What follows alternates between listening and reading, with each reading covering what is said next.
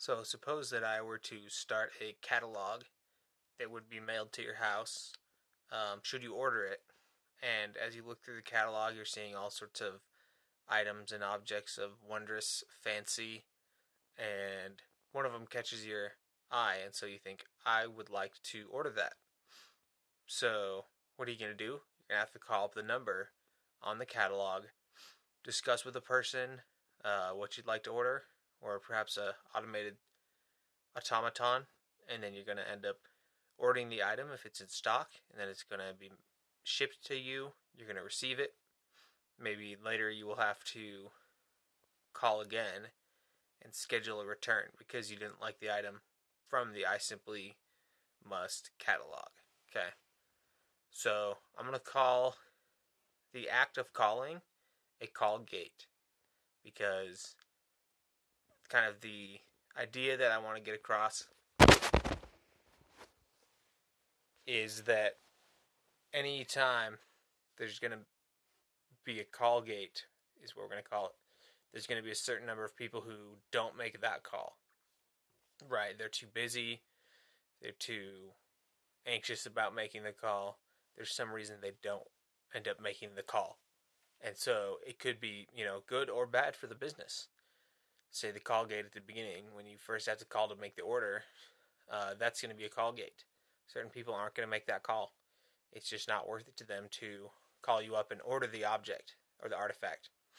Then the second call gate would be on the return. If they end up making a return, if they have to surpass that call gate in order to return it, there's going to be a certain number of people who say, you know what, it's not worth it to return it. I'm just going to let them keep their money. I'm going to keep the artifact.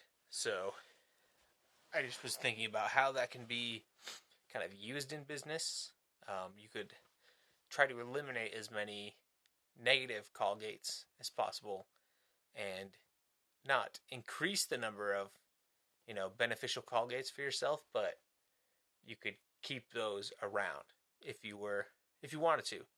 So for example, you could make the act of ordering the objects, you could make that be online, automated, so that it kind of reduces the barrier of entry. So when somebody goes on, they just click, add to cart, pay for it, it's on its way. No calls are required. And that kind of reduces that call gate so that the people who might not make the call would place the order. So you're making it as easy as possible for them. It's a matter of convenience. And then you could leave in the return call. So you'd have to call in order to get your return information and slip and whatnot. And so then there's going to be a certain substantial, perhaps, amount of customers who decide that the return's not worth it, and they won't end up spending their time returning it, and you won't lose that sale, if that makes sense.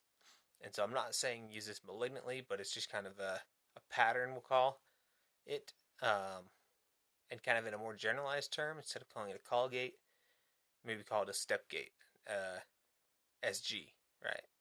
So you have these SGs in place that make it so that your customers are not trapped. I mean, that's ideally what you wouldn't want to do, is trap them, because you're going to end up with a negative customer experience that'll probably end up hurting you more than helping you, right?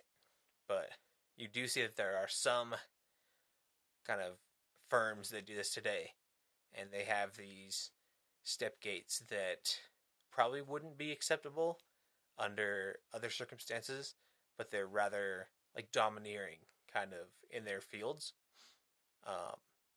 And yeah, it's just interesting, the idea of a step gate gets in the way of making everything convenient, because I don't think that the purpose of a business is only for convenience, right? I think different businesses have different purposes, and that could be the purpose of a business in particular. But I don't think that's always the purpose, right? Sometimes they need to serve their constituents or the people who own stock or whatever they're called. So yeah, that's just the thought about step gates, call gates, whatever you want to name them. Business idea.